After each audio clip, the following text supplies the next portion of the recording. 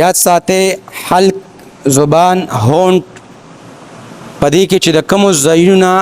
حروف راوځي حلق نه حروف ادا کیږي زبان یا هونټ نه نو چې د کوم ځای نه حرف راوځي د دک راوتو ځای ته ویل شي مخرج وته ویل شي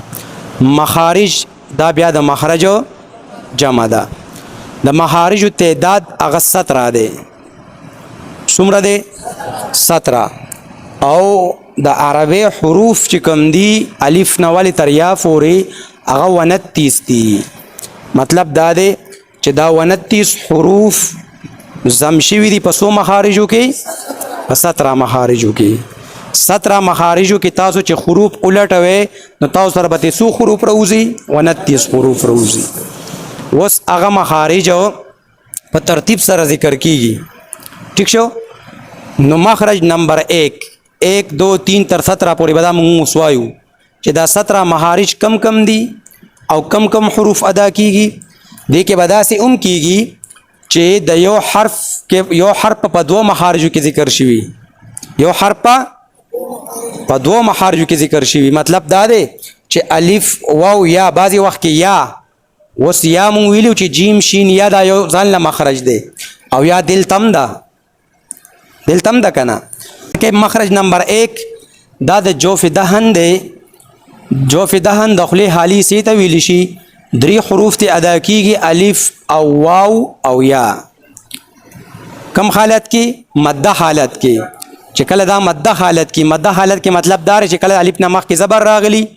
واو نمخ کې پیش راغلی یا نمخ کې زیر راغلی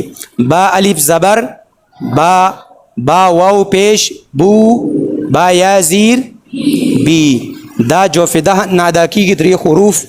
دیتا حروف جوفیه هم ویل شي ښا ٹھیک شو دریم سلورم مخرج دا د حلق سره تعلق ساتي مری سره تعلق ساتي مطلب مری موږ له 100 مخارج کور کوي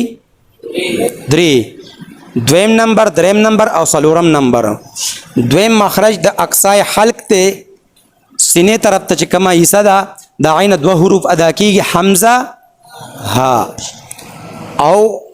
دریم نمبر مخرج د وسط حلق ته بغیر نقطې والا عین او ح ادا کیږي سلورم نمبر مخرج د ادنای خلق ته چې دا غینه مون سره غین او خ ادا کیږي دی حروف ته حروف خلقیه وي سوته وي نن مون سو مخارج وي لومبه مخرج د سو کم حروف ته ادا کیږي دویم دریم حروف سلورم مخرج د سده خلق ته دویم مخرج نسادا کیږي د کم زینا او دریم نمبر بغیر نقطې والا عین او ح او سلورم نقطې والا غین او خاط ادا کیږي